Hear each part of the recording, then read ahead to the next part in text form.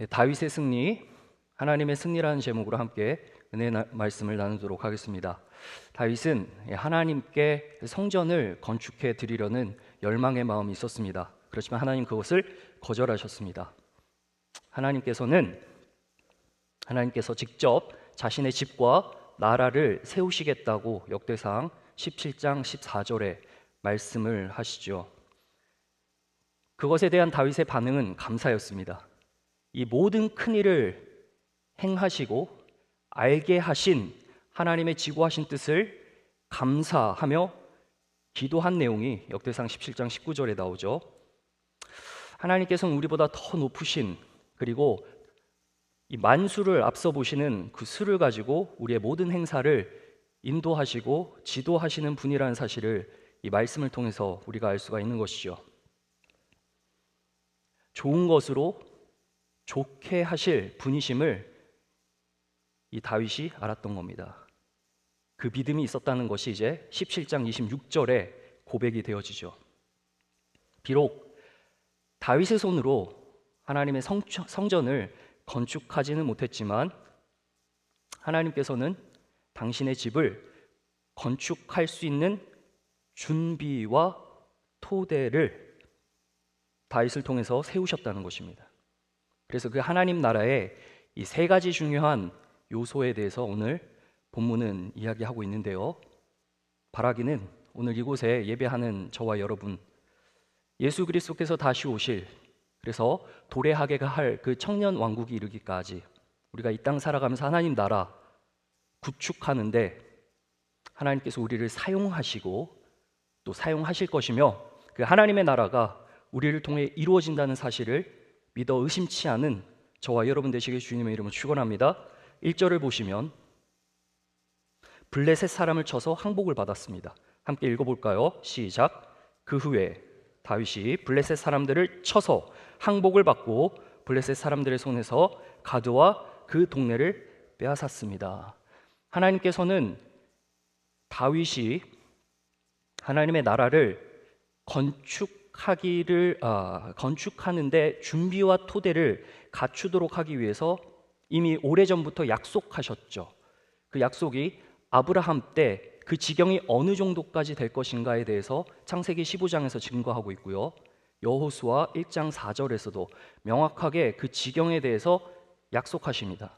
그래서 다윗을 통해 하나님이 약속하신 그 승리를 거머쥐게 해주셨다는 것입니다. 주의 택함 받은 성도님들, 주님께서는 우리에게 승리를 보장하셨습니다. 우리는 그 승리에 동참하면 됩니다. 동참할 그 승리는 하나님께서 약속하셨기 때문에 우리는 흔들리지 않습니다. 3절을 보실까요? 유브라데 강가에서 자기 세력을 펴고자 하며 다윗은 그를 쳐서 하막까지 이르렀습니다. 주님께서 이 창세기 15장과 신명기 그리고 여호수아에 이르기까지 줄곧 그 경계에 대해서 약속을 하시는데 그 경계의 성취가 오늘 이 말씀을 통해서 일어나게 된 것이죠. 하나님께서는 자기 백성을 통해 그 영토를 확장해 나아가십니다. 승리케 하십니다. 지속적으로 그것을 가능하게 하십니다. 그것에 동참한 우리가 주님의 약속을 받은 자라는 사실입니다. 어려움들이 있습니다. 하나님께서는 그 어려움을 제거하지 않으세요. 그 어려움을 다 함께 따라해 볼까요? 통과하게 하신다. 통과하게 하시는 겁니다. 여러 나라의 전쟁을 통해서 하나님께서 약속하신 그 땅을 실제적으로 다윗을 통해서 회복해 나아가신다는 것을 보게 됩니다. 우리에게 오신 예수 그리스도, 요한계시록 12장에 보면 옛뱀 곧 마귀라고도 하는 그 용이 땅으로 내어 쫓깁니다. 그 사단이 여자의 후손의 뒤꿈치를 물 것이나 여자의 후손이신 예수 그리스도께서는 그 머리를 짓밟으실 것이다, 항복을 받아낼 것이다 라는 것을 이미 예언하고 있습니다. 마지막 때 요한계시록 19장 14절에 보면 하나님의 군대들이 희고 깨끗한 세마포 옷을 입는데요, 이것은 성도들의 옳은 행실이라고 합니다. 예리한 검으로 만국을 치고 철장을 다스립니다. 항복을 받아내는 것입니다. 그 군대의 대열에 우리가 동참하는 것입니다. 하나님께서는 우리를 희고 깨끗한 세마포 옷으로 예비하시고 단련하십니다. 어려움을 주셔서 어려움을 통과하게 하십니다. 그 영적 전투에 대비할 수 있도록 하십니다. 하나님께서는 우리를 그러한 자로 오늘도 부르셨습니다. 사랑하는 성도님들, 그 영적 전쟁에 동참하여서 반드시 이미 이루신 그 승리를 우리가 맛보아 알기를 예수님의 이름으로 축원합니다. 싸움 없이 주어지는 승리는 없죠. 비록 다윗이 성전을 건축하고 싶어하는 열망과 비전이 거절됐다 할지라도 그의 신앙의 결단함으로 다시금 전쟁으로 이어나가는 순종이 있을 때에 성전의 기초를 놓게 되는 영광을 주셨습니다. 우리가 그 모든 영광에 동참하는 저와 여러분 되시기를 간절히 소망합니다. 그렇다면 그 영적인 승리, 항복을 받아내는 그 승리에 이어서 나타나는 것은 무엇일까? 바로 노량물을 취하는 것인데요. 8절 말씀 한번 보겠습니다. 8절이요. 다 함께 시작.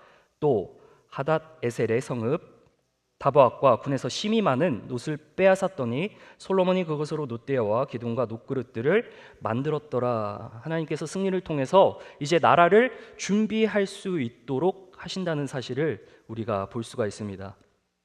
항복을 받아내고 영토를 확장한 뒤에 자연스럽게 따라오는 것은 적군에 있는 노량물입니다. 그것이 이제 성전 건축에 쓸 자원으로 마련되는 겁니다. 오늘 이 말씀을 통해 우리에게 던져주시는 메시지가 무엇일까?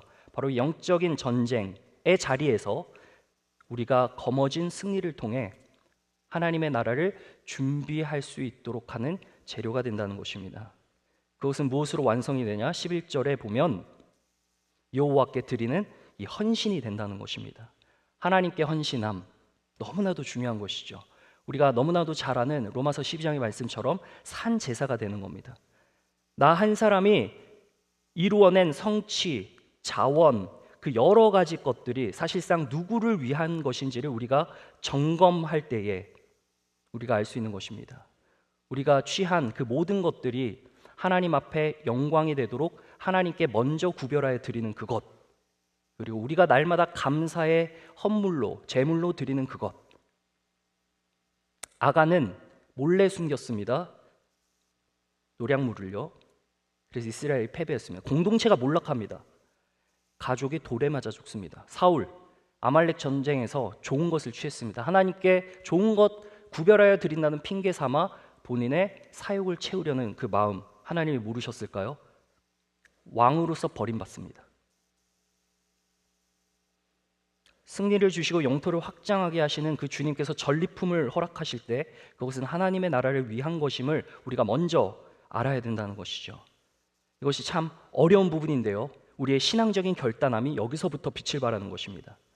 사랑하는 성도님들, 다시 오실 예수님, 그 나라를 우리가 준비하며 지금 오늘 이 땅을 딛고 살아갈 때 우리가 주님께서 예배하신 그 나라에 동참하기 위해서 성도의 옳은 행실로 주님께 헌신하는 것은 결국 나를 준비하는 것이라는 사실을 잊지 않으시기를 주님의 이름으로 간곡히 부탁드립니다. 빛나는 세마포 옷을 입는 것, 성도의 옳은 행실, 그것이 하나님께 드리는 산제사입니다. 에스더 시대 하만의 자손은 대적들을 죽였지만 전리품에 손대지 않았습니다. 왜일까요? 유대 민족들을 향한 하나님의 보이지 않는 손길의 그 구원은 물질적인 이득이 아니라는 사실을 알았기 때문이죠. 그래서 그것이 하나님의 의라는 사실을 알았기에 그것을 손대지 않았습니다. 우리에게 주어진 영적인 그 보장된 그 승리는 예수 그리스도의 공로 아닙니까? 예수 그리스도의 전적인 공로입니다. 그 영적인 전쟁에서 보장된 승리에 우리가 동참할 때에 오늘 나의 신앙적 결단, 옳은 행실, 이것으로 드려지는 하나님께 구별된 헌신된 삶, 이것이 자연스럽게 따라오는 것임을 잊지 않으시기를 바랍니다. 더 나아가서 14절 마지막 말씀인데요. 함께 보고 말씀을 줄여 마치겠습니다. 14절 다 함께 읽을까요? 다 함께 시작. 다윗이 온 이스라엘을 다스려 모든 백성에게 정의와 공의를 행할세. 하나님 나라를 준비하고 토대를, 그 토양을 닦아내는 다윗의 모습에는 정복이 있었고요, 헌신이 있었고요, 더 나아가선 질서의 회복이 있습니다. 하나님께서는 질서를 통해 나라를 세우십니다. 그래서 15절부터 17절을 우리가 보면 이 내각 체제를 세우죠. 그리고 이 질서에 따라 나라를 다스리게 됩니다. 하나님의 공동체, 바로 하나님의 성품이 드러나는 정의와 공의를 행하는 것입니다. 결국 말씀이 기준이 되는 것인데, 이 질서라고 함은 교회와 가정과 사회의 전반에 걸쳐서 나타나야 할 그 모습입니다. 어떤 권력형 체계가 아닙니다. 그렇다고 단순한 평등도 아닙니다. 질서는 죽음입니다. 질서는 낮아짐입니다. 질서는 마가복음 10장 45절 예수님께서 우리에게 오신 그 모습 그대로입니다.